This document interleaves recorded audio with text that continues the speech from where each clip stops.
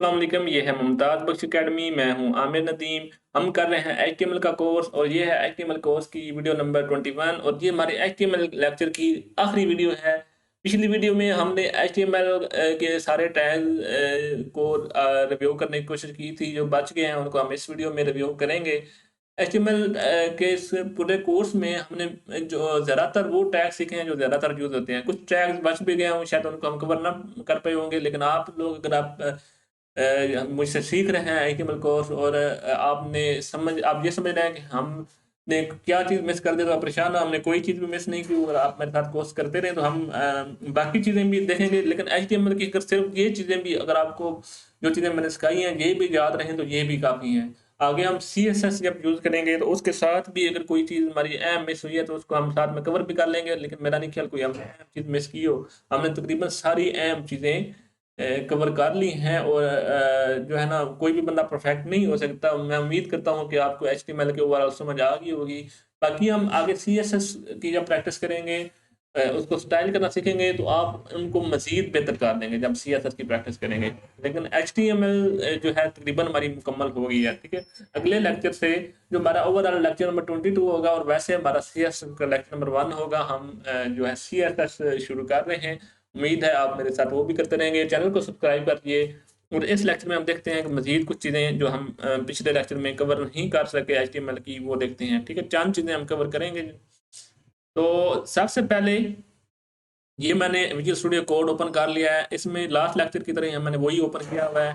Few icon मैंने लगा रहने दिया है और टाइटल भी वही रहने दिया है, रिव्यू ऑफ एचटीएमएल। इधर हम लिस्ट सीखी थी तो उसका कमेंट हुआ हुआ है, इट इज लिस्ट 1। तो अभी हमने दो चीज़ें एचटीएमएल के में कवर की थी। कौन-कौन सी? एक जो हमने चीज़ कवर की थी वो ये थी div टैग। क्या था? div tag. It is div1। ये बहुत अहम टैग है इसलिए इसको रिव्यू करना बहुत ज़रूरी था, ठीक है? ये बहुत ज़्यादा यूज़ होगा। It is div2। मैं ये वैसे ही आपको समझाने के लिए लिख रहा हूँ। इसके अलावा एक और टैग जो अक्सर यूज़ होता है वो स्पैन टैग है। इट इज़ स्पैन टैग, ठीक है? और दूसरा अगर आप टैग यूज़ करते हैं तो इट इज़ स्पैन टैग 2। अच्छा, ये क्या है? div टैग और स्पैन टैग क्या है? इसको सेव करते हैं और देखते हैं क्या रिजल्ट आता है, ठीक है? तो देखें, it is div tag 1, it is div tag 2। उसने ऑटोमेटिकली उनको अलग-अलग लाइनों पर लिखा है। कहाँ लिखा है? अलग-अलग लाइनों पर। उसने div उस मैंने हमें नहीं बताया, हमने बीआर भी नहीं यूज़ किया। बीआर क्या होता है? Line break. तो उसने ऑटोमेटिकली बताया इट इज div1। ये क्या चीज़ हमें बताती है कि ये पूरी लाइन ले रहा है, चाहे कम है ज़्यादा है। उसने div टैग जो है वो पूरा एरिया कवर कर लेता है, ठीक है? उस लाइन में और कुछ नहीं आता। आता भी है जब बार दफ़ा 2 कॉलम बनाते हैं तो वो हम किस तरह करते हैं आगे सीएसएस में सीखेंगे, कॉलम किस तरह बनते हैं, वो सारी चीज़ें। लेकिन जो एरिया अवेलेबल होता है, अब तो सारा एरिया अवेलेबल है, उसने सारा ले लिया है। जितनी जगह उसे अवेलेबल मिलती है वो ले रहता है और वो न्यू लाइन में चला जाता है। जबकि स्पैन कुछ भी नहीं करता। स्पैन सिर्फ़ उसको एक टैग है जो सिंपल उसको डाल देता है और बाकी जो है उसको लाइन न्यू में नहीं ले जाता। देखें, it is span tag, it is span tag 2, तो उसने वहीं साथ साथ लेके दिया है। तो स्पैन टैग कितनी जगह लेता है? जितना उसमें डाटा होता है। जबकि डिव टैग में डाटा जितना भी हो ये पूरा एरिया कवर कर लेता है, ठीक है?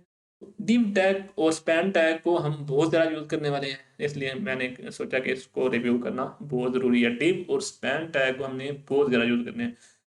इसके अलावा भी ये जो डिव टैग है ना, ये इसको बोलते हैं ब्लॉक टैग। क्या बोलते हैं इसको? ब्लॉक, ठीक है? बल्कि लिख भी देते हैं इट इज ब्लॉक। देखिए, ये जितना एरिया मिलता है तो पूरा ले लेता है ना, तो इसलिए हम इसको बोलते हैं इट इज ब्लॉक। जितना भी इसको ब्लॉक में एरिया मिलता है इट इज ब्लॉक। स्पैन जो है इसको बोलते हैं इन लाइन, कि लाइन में किसी भी जगह हम कोई भी यूज करना चाहें तो वहां स्पैन यूज कर सकते हैं। तो अगर आपको एचटीएमएल के ज़्यादा टैग नहीं भी ना आते तो बेसिक टैग्स जो है वो आपको आने चाहिए। ये स्ट्रक्चर सिर्फ आना चाहिए, डिव और स्पैन टैग आना चाहिए। इसके अलावा चांद एक टैग आना चाहिए, यानी कि जो लिस्ट वाले टैग हैं ओ एल यू एल, और इसके अलावा इमेज वाले टैग और बटन वाले टैग, ठीक है? और इसके अलावा चंद एक टैग जो फार्म के रिलेटेड है। फार्म की चंद चीज़ें हम देख लेते हैं क्योंकि फार्म बहुत ज़रूरी होता है। हर जगह आपको पता है फार्म यूज़ होते हैं, डेटा हमें लेना होता है। तो फार्म टैग बहुत ज़रूरी है। फार्म टैग हम देखते हैं कि उसके अहम टैग कौन से हैं, तो उनको हम सीखने की कोशिश करते हैं। मैंने आपको HTML फार्म की मुख्तलिफ चीज़ें सिखाई थी। पहले ये बताया था कि फार्म टैग जब यूज़ करना है तो फार्म टैग शुरू होगा, क्लोज होगा, इसके अंदर हमारा फार्म होगा, ठीक है। तो फार्म टैग के अंदर हमने कुछ चीज़ें देखी थी। कौन कौन सी देखी थी? उनमें एक चीज़ लेबल थी। लेबल किस लिए यूज़ होता है? जो हमारे पास टेक्स्ट लिखा होता है उसको बताने के लिए कि अभी हमको क्या चीज़ एंटर करने लगे हैं। अगर नेम एंटर करना है तो शुरू में जो नेम लिखा होता है वो उसका समझ लें कि लेबल होता है। तो इसके अलावा हमने इनपुट की मुख्तलिफ टाइप देखी थी, उनको सारों का हम थोड़ा-थोड़ा रिव्यू करते हैं। बटन देखा था, बटन किस लिए यूज़ होता है। अच्छा, सबसे पहले आपको ये बताता चलूँ कि बटन 2 तरह से, एक फार्म टैग के अंदर भी यूज़ कर सकते हैं, फार्म टैग के बाहर भी, ठीक है। बटन जो होता है ना, बटन को अलग से आप यूज़ करना चाहें तो इस तरह कर सकते हैं, ठीक है। इट इज़ बटन, तो ये उसको बटन बना देगा, ठीक है। तो बटन टैग एक इस तरह यूज़ होता है और एक इनपुट टाइप का होता है। रिफ्रेश करते हैं, देखिए उसने ऑटोमेटिकली एक बटन बना दिया। इस बटन को और खूबसूरत हम बनाएँगे CSS में। तो बटन की टाइप हमने देखी थी 3 होती हैं, ठीक है। तो बटन को 2 तरह से हम यूज़ कर सकते हैं, ठीक है। और फॉर्म के अंदर बाकी बटन क्यों यूज़ करते हैं, इसको भी हम आगे मज़ीद देखते हैं। अच्छा, इसके अलावा हमने एक फ़ील्ड सेट और लीजेंड देखे थे। क्या देखा था? फ़ील्ड सेट और लीजेंड। फ़ील्ड सेट क्या काम करता है और लीजेंड क्या काम करते हैं? मैंने बताया था जब आप सेट करना एक बॉक्स बनाना चाहें अपने पूरे जो फ़ॉर्म है उसके आस-पास आप एक बॉक्स बनाना चाहते हैं तो आप फ़ील्ड सेट यूज़ कर सकते हैं, ठीक है। फ़ील्ड सेट क्या करेगा? आपके पूरे फ़ॉर्म को एक एरिया में डिवाइड कर देगा। और फ़ील्ड सेट के अंदर अगर आप लीजेंड यूज़ करेंगे तो वो क्या करेगा वो भी देखते हैं, ठीक है। तो सबसे पहले यूज़ करते हैं फ़ील्ड सेट। तो जब आप विजुअल स्टूडियो कोड जो ये हमारा आईडी है इसके अंदर लिख रहे होते हैं तो आपको खुद ब खुद ऑप्शन दिया जाता है कि क्या लिखें। तो क्योंकि आपको सारा याद भी नहीं करना पड़ता। तो फील्ड सेट के अंदर आपने लिखना है फॉर्म अपना पूरा फील्ड सेट के अंदर लिखना है और टॉप पर हमने एक लीजेंड यूज़ कर लेना है, ठीक है। लीजेंड क्या करता है? ये बताता है कि ये किस बारे में फॉर्म है। It is test form. हम टेस्ट कर रहे हैं, अपना फॉर्म को रिवाइज़ कर रहे हैं। तो इस तरह इसमें हमने कह दिया टेस्ट फॉर्म। तो ये फॉर्म का समझ लें कि बेसिक है। फॉर्म यूज़ कर सकते हैं, इसके अलावा फील्ड सेट अगर आप यूज़ करना चाहें कर सकते हैं। फील्ड सेट उसके गिर्द एरिया बना जाता है, लीजेंड असल में फॉर्म का नाम होता है। तो इसको सेव करके देखते हैं क्या इसने हमारा कुछ बनाया है? चलें चेक करते हैं। देखें, इसको रिफ्रेश किया तो देखें उसने बना दिया है। ये एरिया उसने बना दिया है और नाम भी उसके ऊपर लिख दिया है टेस्ट फॉर्म। अब फॉर्म में बाकी चीज़ें भी हम शुरू करते हैं। इनपुट टैग सबसे ज़्यादा फॉर्म के अंदर यूज़ होता है और इनपुट के अंदर भी सबसे अहम चीज़ होती है टाइप, ठीक है। अब किस तरह का इनपुट है? टेक्स्ट इनपुट करना है तो टाइप टेक्स्ट, ठीक है। तो इसके अंदर जब हम इसको सेव करते हैं तो देखें उसने क्या हमारे लिए सेव किया है। तो देखिए उसने एक एरिया बना दिया है और उसमें हम टेक्स्ट एंटर कर सकते हैं क्योंकि इसकी टाइप टेक्स्ट है, ठीक है। और अगर लेबल यूज़ करते हैं ना तो लेबल क्या है? It is enter your name. तो हमने फॉर्म तो बना दिया, उसमें एंटर क्या करना है अगले बंदे को बताना है तो हम उसका लेबल यूज़ करते हैं, एंटर योर नेम, ठीक है। इसके अलावा हमने एक फॉर टैग यूज़ किया था। फॉर के लिए आईडी यूज़ करना पड़ती है, ठीक है। आईडी क्या बताती है कि ये सॉरी इधर इनपुट के अंदर आईडी यूज़ करनी है। आईडी क्या बताती है? आईडी इज़ टेक्स्ट वन, इसको आईडी दे लेते हैं। आईडी क्या बताती है कि ये वाला टेक्स्ट है, ठीक है। जिस तरह हमारा नाम हमारी आईडी होता है ना, इस तरह इस इनपुट की भी एक आईडी हो सकती है अगर बनाना चाहें टेक्स्ट वन। टेक्स्ट वन उसकी आईडी है। तो इधर हम बताना चाहते हैं किसके लिए ये लेबल किस लिए है? ये टेक्स्ट वन के लिए है। किसके लिए है? टेक्स्ट वन के लिए। टेक्स्ट वन किसकी आईडी है? तो ये उसका आपस में तल्लक बनाने के लिए फॉर टैग यूज होता है। तो इसको देखते हैं इसने किया क्या है। जब इसको रिफ्रेश किया, अब हम एंटर जो नेम पर क्लिक करते हैं ऑटोमेटिकली वो कहता है इधर नेम एंटर करना है, ठीक है। तो इनका आपस में एक तल्लक बना देता है। और इनपुट के अंदर एक और टैग भी हम यूज कर सकते हैं, सॉरी एट्रीब्यूट यूज कर सकते हैं, प्लेस होल्डर। जब तक हम अपना नाम ना लिखें तब तक उसमें पहले कोई प्लेस कुछ कुछ लिखा हुआ नजर आए, ठीक है। Enter your name here.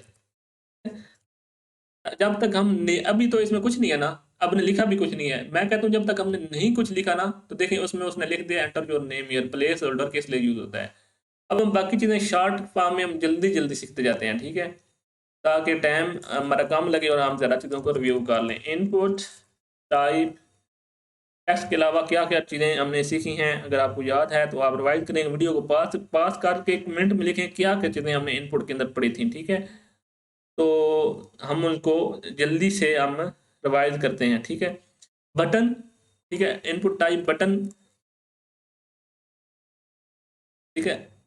Button में, अच्छा बटन दो तरीके से लिखते हैं, पहले इन दोनों तरीकों को देखते हैं। ऊपर वाला हम मिटा देते हैं, लीजेंड लेबल और इनपुट को आपने समझ लिया, लेबल कैसे यूज करना है, हर चीज के साथ लेबल यूज कर सकते हैं, लेकिन अभी हम शॉर्ट फॉर्म में आपको सिर्फ बताएंगे टाइप्स क्या हैं, लेबल आप बाद में यूज करते रहिएगा। इनपुट टाइप बटन, ये हम न्यू लाइन में लिखते जाते हैं, आखिर में बी आर डालेंगे तो न्यू लाइन में चला जाएगा।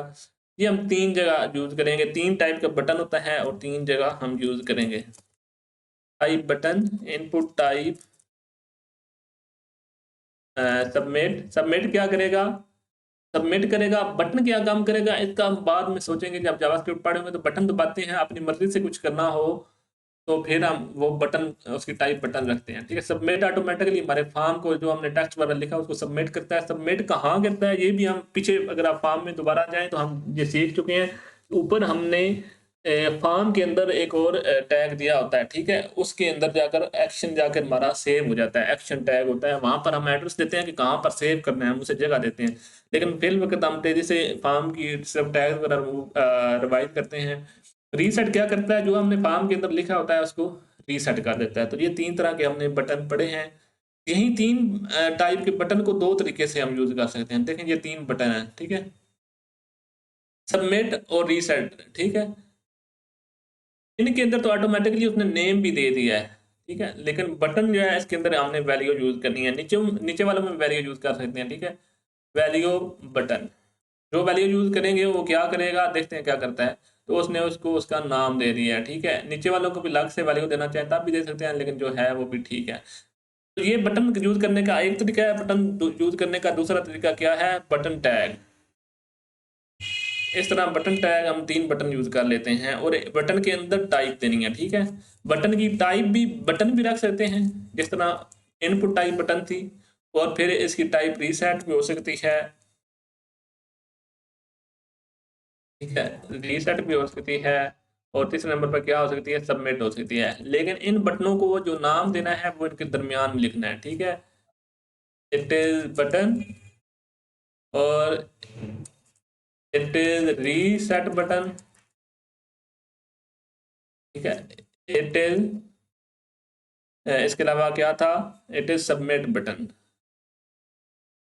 तो ये बटन तीन तरह के होते हैं और तीन तरह के काम करते हैं, दो तरीके से इनको यूज कर सकते हैं। देखें ये हमने इस तरह भी बटन हमने इनको यूज कर लिया, बी आर टैग नहीं यूज किया इसलिए दूसरी लाइन में ये नहीं गए। तो बटन के अलावा हमने इनपुट टाइप क्या पढ़ा था, कलर, कलर किस लिए होता है, कलर को सिलेक्ट करवाने के लिए, ठीक है। इसके अलावा डेट किस लिए होती है, डेट वगैरह एंटर करवाने के लिए। डेट टाइम भी होती है और डेट टाइम लोकल भी होता है, वो सारी चीजें होती हैं। इनपुट टाइप हिडन में कुछ हिडन करना तो वो नजर ही नहीं आएगा। इनपुट टाइप रेंज में,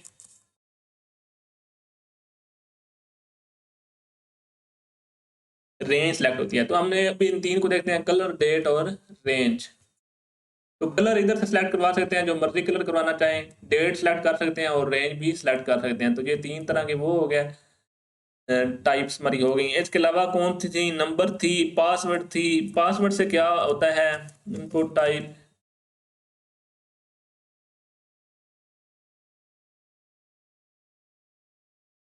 पासवर्ड क्या करता है, हमें पासवर्ड को उस तरह शो करवाता है जिस तरह इसको करवाना चाहिए, ताकि कोई दूसरा बंदा उसको देख ना सके। हम अगर पासवर्ड लिख रहे हैं तो क्या करे, दूसरा बंदा उसको देख ना सके।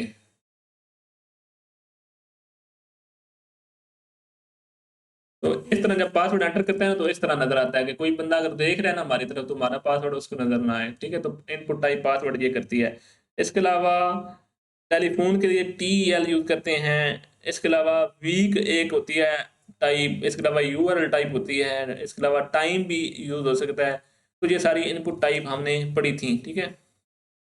इमेज वगैरह के पढ़ा था, और भी हमने काफ़ी चीज़ें देखी थी, मे बी कि जो चीज़ें हमने देखी थी वो भी सारी हमें 2 वीडियो में जो है ना रिवाइज़ ना कर सकी हूँ। लेकिन मकसद ये था कि हम सारी चीज़ों को थोड़ा-सा एक ओवरव्यू ले लें ताकि हमें अंदाज़ा हो जाए कि हमने एचटीएमएल में क्या-क्या पढ़ा है। अब हम आगे सीएसएस में एचटीएमएल को भी यूज़ करेंगे। आप ये ना समझें कि हमारी प्रैक्टिस खत्म हो गया है। एचटीएमएल तो यूज़ होना ही है। जब आप वेबसाइट बना रहे होते हैं तो एचटीएमएल खत्म नहीं होती। फिर एचटीएमएल के बाद सीएसएस के साथ एचटीएमएल शुरू होती है। फिर आगे हम बूटस्ट्रैप यूज़ करेंगे। बूटस्ट्रैप के बारे में जब आप सीखेंगे ना तो बूटस्ट्रैप में एचटीएमएल भी यूज़ होता है, सीएसएस भी यूज़ होती है। और जब जावास्क्रिप्ट यूज़ करते हैं ना उसमें जावास्क्रिप्ट भी एक लैंग्वेज है, वो और खूबसूरत बनाती है वेबसाइट को।